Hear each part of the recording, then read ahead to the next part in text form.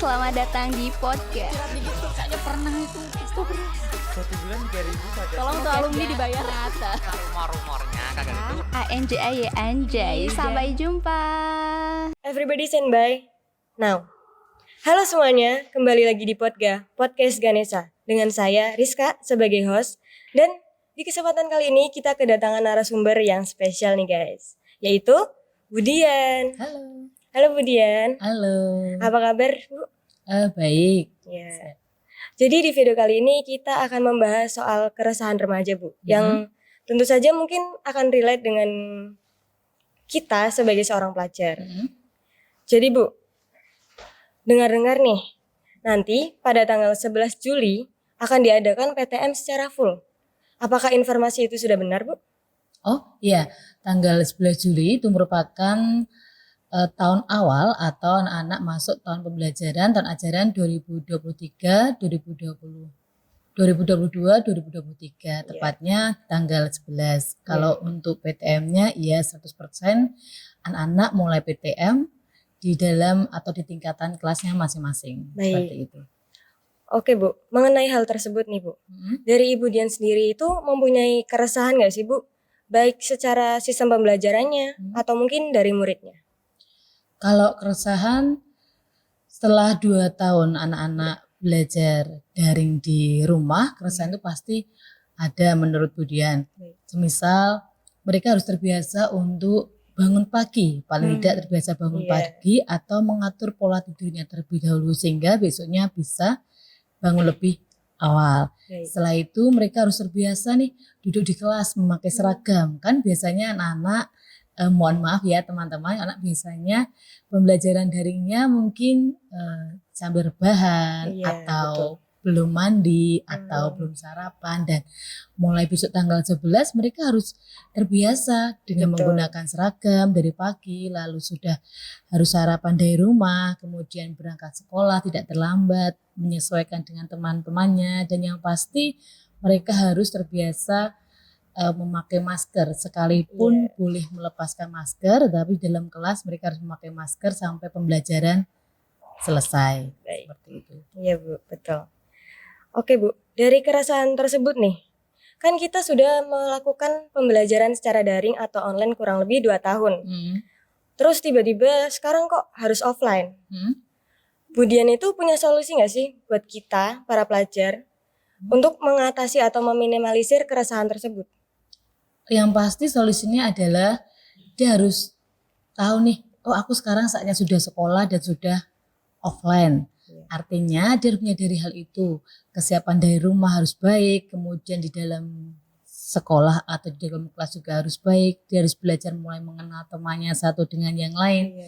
Dia harus belajar juga mengenali bapak ibu guru. Oh, jam sekarang mata pelajarannya apa dengan guru siapa.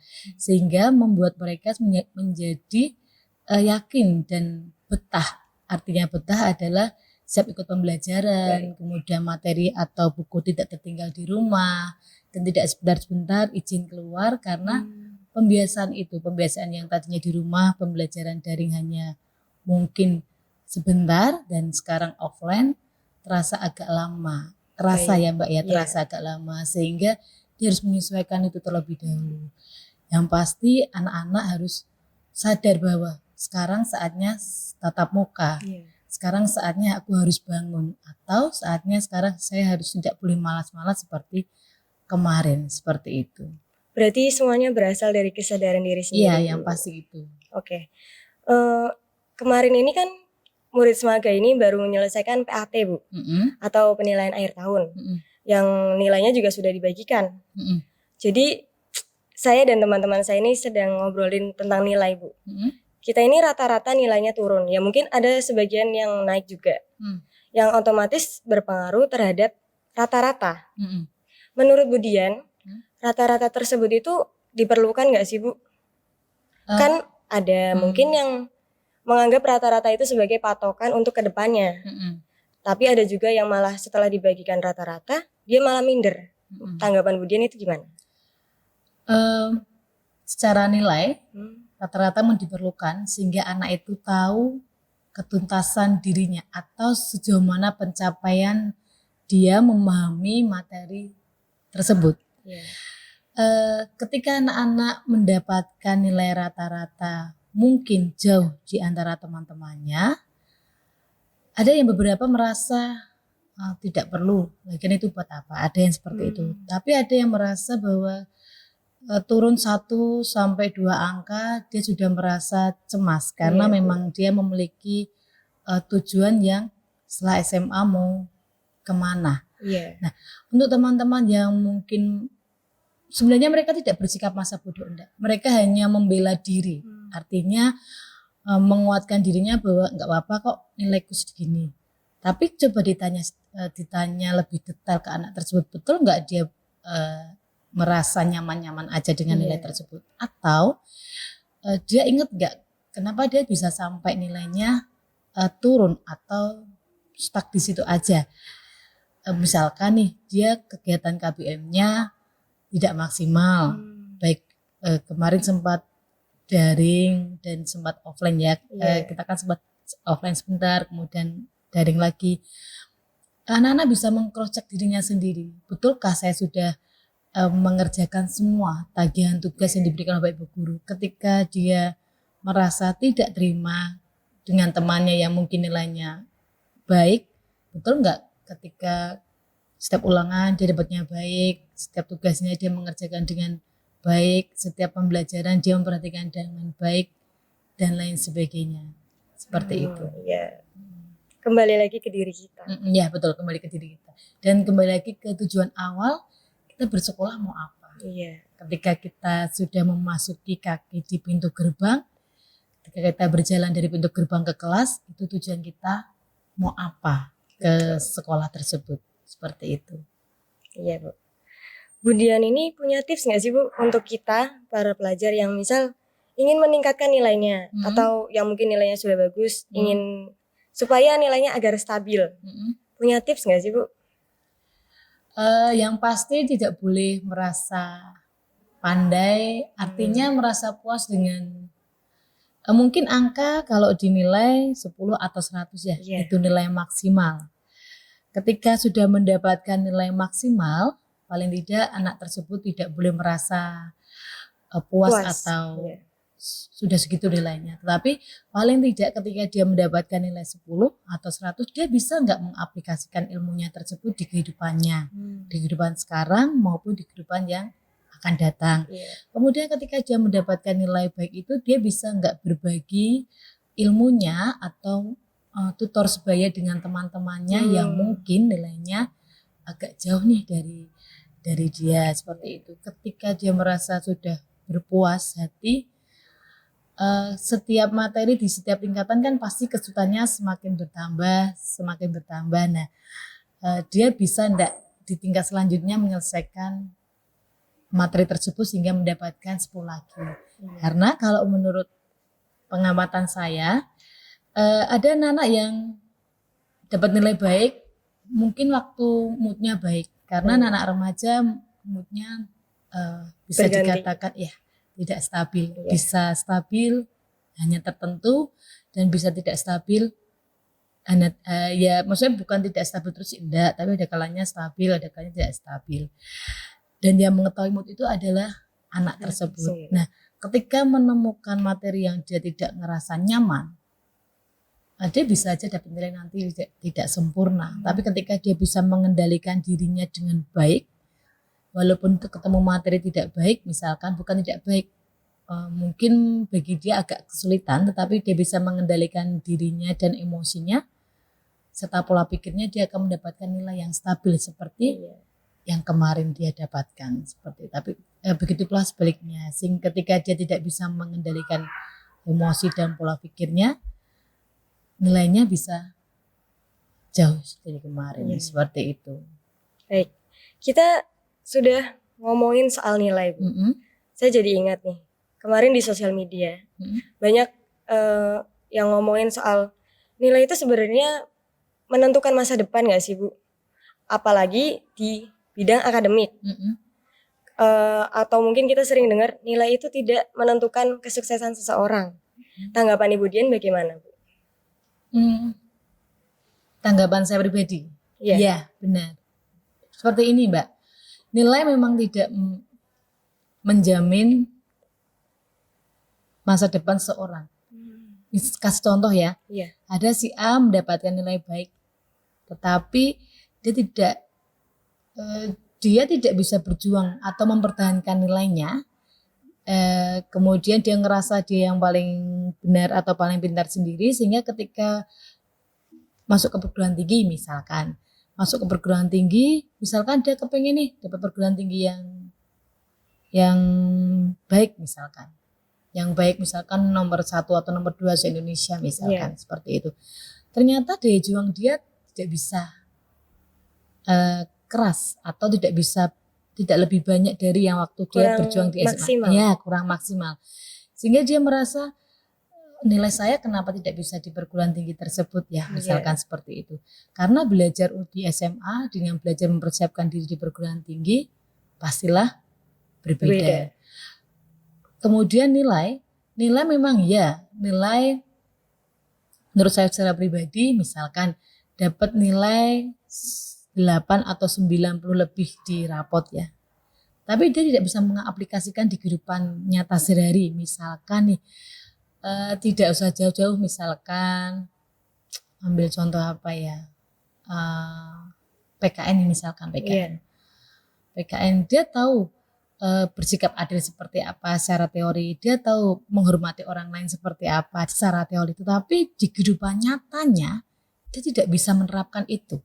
Dia tidak bisa contoh misalkan tidak bisa mengantri misalkan, kemudian tidak bisa bersikap adil dengan adik atau saudaranya. Nah, akhirnya nilai tinggi pun tidak bisa menjamin kehidupannya dia kalau anak tersebut tidak bisa menerapkan di kehidupan nyata. Karena mungkin Mbak bisa bayangkan 2 atau 3 tahun atau 5 tahun ke depan mungkin tidak ada ketika kita bersosialisasi dengan orang, dia nggak akan tanya atau kita nggak akan ngobrol dengan orang tersebut misalkan ini loh menurut teori ini, enggak, tapi semua terinklusi di dalam pembicaraan dan sikap kita. Seperti itu. Jadi pembelajaran dari rapot misalkan dari agama sampai yang terakhir apa? Seni ya, seni itu nanti menjadi satu di dalam sikap kita, kemudian cara kita berpikir, kemudian cara kita bertindak. Tidak ada ketika kita contoh nih mau nolong orang terus kita berpikir menurut PPKN seperti itu, enggak seperti itu.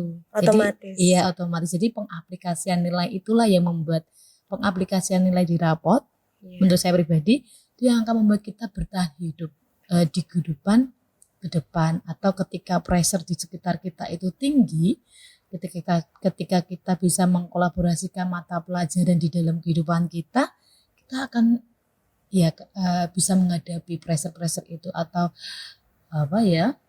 tekanan yang ada di sekitar kita. Seperti itu menurut saya.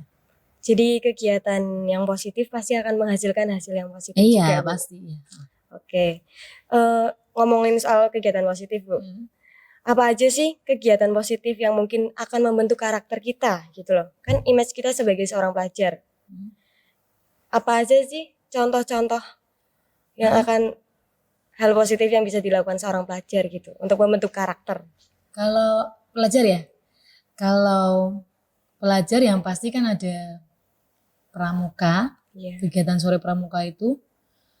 Kemudian kegiatan, kalau menurut saya pribadi, anak-anak atau peserta didik itu mengikuti kegiatan ekstra maupun organisasi yang ada di sekolah, karena itu yang akan mengajarkan mereka secara tidak langsung bekal untuk kehidupan kelak. Artinya di dalam organisasi atau di dalam ekstra itu kita belajar banyak loh. Kita belajar mengendalikan diri kita. Misalkan kita pandai di bidang tersebut. Kemudian ada teman kita yang mungkin memandang rendah misalkan, tapi kita dengan sabar melayani anak tersebut. Saya rasa untuk kegiatan ekstra, kemudian pramuka, kemudian organisasi, menurut saya pribadi bisa mengembangkan karakter seseorang.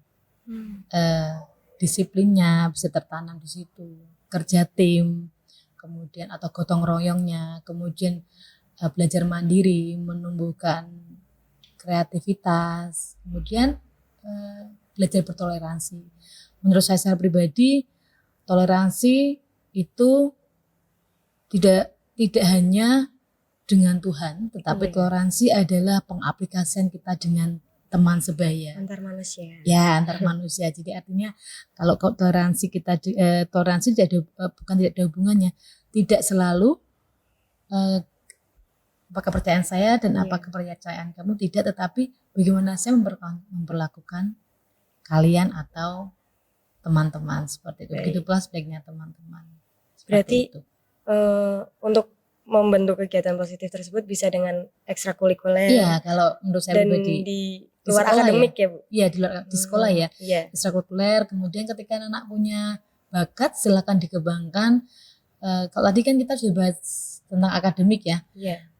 Kemudian manusia itu pasti diberi kelebihan sama Tuhan baik secara akademik maupun non akademik, sehingga ketika teman-teman yang merasa akademiknya saya nggak sama kayak teman saya ya, percaya saja bahwa kamu punya bakat atau punya talenta yang diberikan Tuhan sejak kamu lahir. Nah, kadangkala kadangkala anak-anak tidak merasa bahwa dia memiliki bakat atau hobi atau beberapa keterampilan. Seringnya dia merasa bahwa aku nggak bisa apa-apa, tapi dia tidak mencoba membuka pintu satu dengan yang lainnya. Misalkan nih kita bahas misalkan hobinya bermain musik kan jadinya banyak. Iya. Nah, pernah nggak kita mencoba main gitar? Oh, ternyata aku nggak nyaman, ganti lagi ke kemudian ganti lagi ke biola. Oh, aku ternyata nyaman di sini dan lain sebagainya.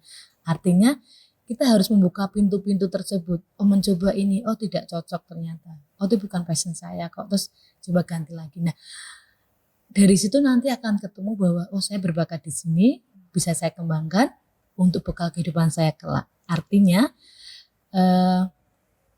seorang itu bisa bertahan hidup tidak hanya dengan nilai, tetapi dengan keterampilan yang dia miliki. Seperti itu. Oke Bu, ngomong-ngomong soal karakter Bu, setiap pelajar kan mempunyai karakter yang berbeda-beda. Tentu saja mungkin ada yang menyimpang, dan hal tersebut dapat menjadi keresahan tersendiri bagi Bapak atau Ibu guru. Kira-kira untuk mengatasi pelajar yang menyimpang itu bagaimana Bu? Untuk mengatasi pelajar yang menyimpang, ini contohnya apa dulu menyimpang? Ya mungkin sederhananya kelengkapan atributnya kurang, okay. atau make up atau. Oke. Contoh real ya, contoh di lapangan ya. Misalkan sudah ada aturan baku nih, hari Senin pakai seragam OSIS beserta dasi, kemudian bed dan lokasi harus komplit. Iya. Ketika anak-anak yang tidak tertib itu sebenarnya ada indikasi dia menyepelekan. Ada indikasi menyepelekan, artinya enggak apa-apa, paling tidak ditegur misalkan seperti itu gitu. Lah, penumbuhan karakternya adalah dia harus bertanggung jawab terhadap dirinya. Maksud saya bertanggung jawab itu, oh iya, kayaknya sepele ya. Berarti kalau Senin itu, kalau OSIS berarti lengkap dengan ikat pinggang, dasi dan sebagainya. Sebenarnya ketika dia tidak pakai dasi atau tidak pakai ikat pinggang, itu dia sadar loh dari rumah. Betul. Dia tahu bahwa dia tidak ada yang kurang nih. Padahal dia sudah berpikir nanti kalau masuk sekolah pasti akan ditegur.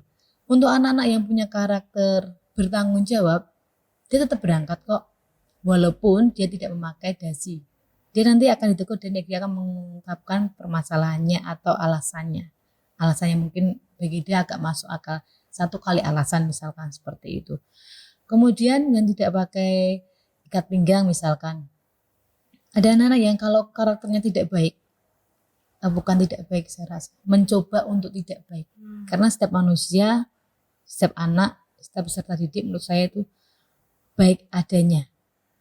Baik karena dia sudah kalau saya pribadi menganggap semua anak itu baik, dia menjadi tidak baik atau menjadi kurang bertanggung jawab karena dia mencoba atau dia merasa ketika tidak bertanggung jawab orang-orang di sekitarnya tidak menghiraukan. Jadi apa yang dia perbuat dianggapnya baik bagi orang lain. Kembali ke tidak mengikat pinggang, misalkan anak yang karakternya mencoba untuk tidak bertanggung jawab, dia tidak sekolah, atau dia sampai depan misalkan dari orang tuanya, dia putar balik, dia tidak sampai di sekolah dan tidak mengikuti pembelajaran.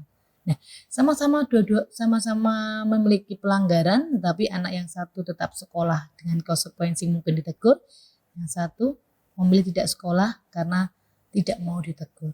Nah, karakter mana yang mungkin agak bisa diperbaiki? Karakter yang mau sekolah walaupun ditegur tidak menggunakan dasi, seperti itu. Itu sih menurut saya, karena karakter bisa dipelajari, bisa dilatih, walaupun tiap orang pasti akan berbeda hasilnya. Iya, Bu. Seperti itu. Kalau dari Ibu sendiri, misal ada siswa yang menyimpang, ada nggak sih Bu keresahan yang Ibu rasakan gitu? Ada. Apa Bu? Yang bisa lakukan? Iya. Keresahannya? Iya. Ketika saya menemukan beberapa kali pelanggaran tuh anak tertentu, biasanya saya panggil dulu, saya ajak ngobrol.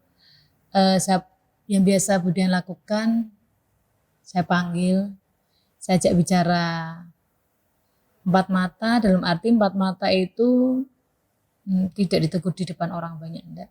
Kemudian saya lakukan dia secara dewasa. Kalau anak-anak SMA itu tidak seperti anak kecil. Kalau saya pribadi, anak SMA itu cukup didudukkan, cukup diajak bicara, pakai logika, kedepankan perasaannya. Nanti anak-anak pasti akan merasa menemukan bahwa oh iya ternyata saya keliru. Dan itu memang tidak instan. Artinya tidak sekali kegiatan itu enggak, tetapi anak SMA itu badannya besar menurut saya, tapi bukan cara berpikirnya kecil, enggak, badannya besar tetapi minta diperhatikannya seperti anak kecil. Iya.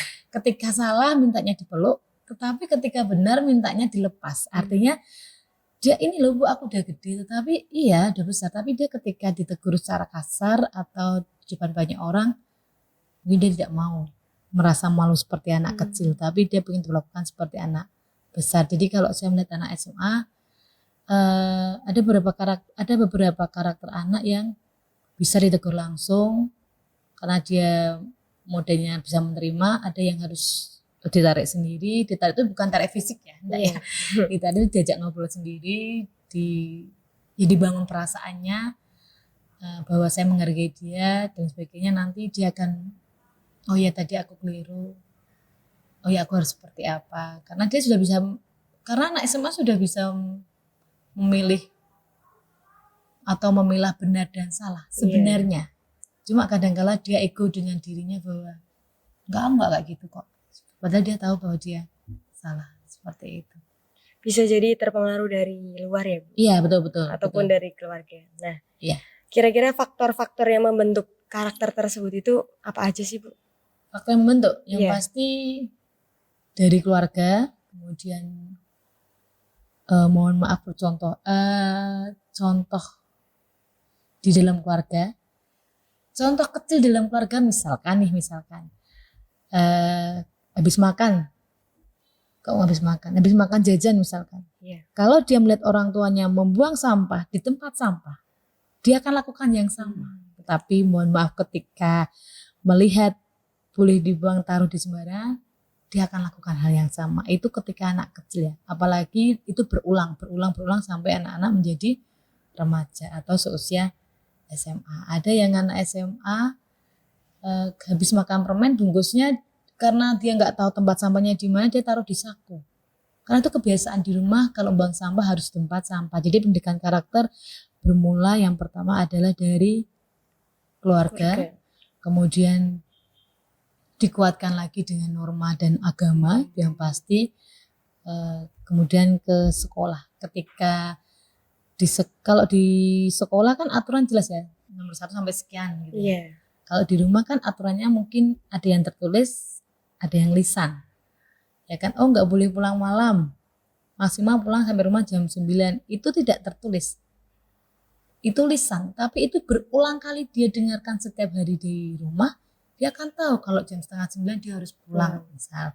Oh kalau dia pergi harus pamit dulu, dan itu berulang sejak kecil, dan ketika besar pun dia tidak canggung ketika pamit ke orang tua mau keluar.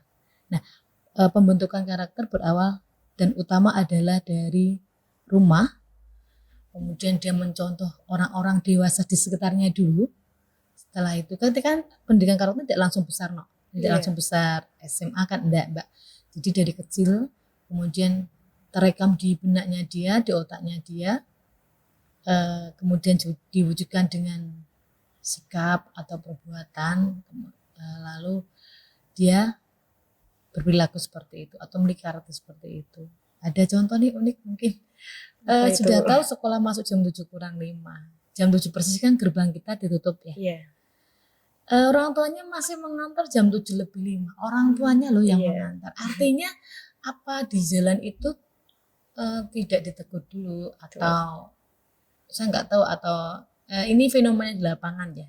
Nanti kapan-kapan mungkin kita bisa teliti bareng-bareng tuh. Iya, Kenapa kok masih ada jam 7 lebih tuh orang tuanya masih mengantar. Dan ketika, karena anak kadang seperti ini, anak SMA tubuhnya besar, tapi ketika dia ngerasa nggak apa-apa aku masuk dirunding orang tua, dia juga akan ngerasa lebih agak kebal hukum artinya lebih ngerasa oh nggak apa-apa nih aturan seperti itu. Nah ketakutannya sudah mulai pudar. Iya. Jadi seenaknya. Iya betul. Terus ada lagi nggak Bu faktor-faktornya selain dari orang tua? Jadi orang tua, kemudian agama yang dia yakini, kemudian adat atau norma, adat istiadat, norma, kemudian yang terakhir adalah sekolah sebagai pelengkap dari pembentukan karakter. Bahkan mungkin kalau boleh ngobrol sedikit, di pembelajaran kita setiap hari kan juga sudah menumbuhkan karakter tanpa kita sadari loh.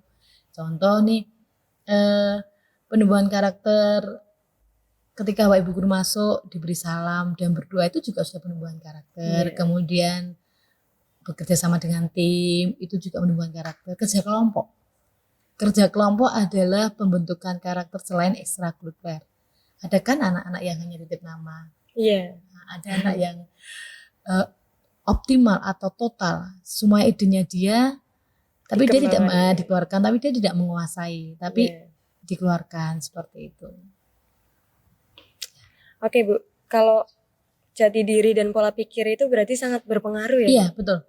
Kalau misalnya nih, kita tuh pola pikirnya masih kekanak-kanakan, kasarnya Bu. Cara mengendalikannya itu gimana? Bidang apa dulu kan? Aku bilang kalau anak remaja itu hal-hal tertentu dia kepengen dianggap besar. Hal-hal tertentu dia masih kepengen dilindungi. Jadi kalau misalkan kepikirannya seperti kanak-kanak, yang kayak apa dulu misalnya? Contohnya mungkin dia ini disuruh atau ditegur malah kayak membantah gitu. Iya, membantah. Oh, ya karena itu anak SMA usia kelas 1 berapa? 15 ya rata-rata ya? Iya rata-rata 15 sampai 17 tahun itu adalah fase perubahan. Fase perubahan dari anak-anak menuju remaja awal, dan di situ memang ego mereka cukup tinggi ketika misalkan dimintain tolong, tapi jadi dia ambigu antara ke orang lain keras tapi dia tidak mau diperlakukan keras seperti itu. Oke Bu, aduh nggak terasa nih Bu, poin yang bakal kita bahas tuh sudah selesai. Nggak apa-apa. Jadi terima kasih Bu sudah memberikan waktunya untuk ngobrol-ngobrol bareng kita, dan semoga sehat selalu Bu. Amin. Begitu pula dengan Mbak ya. Iya, terima kasih. Sama-sama. Jangan lupa like, komen, dan subscribe. Dadah.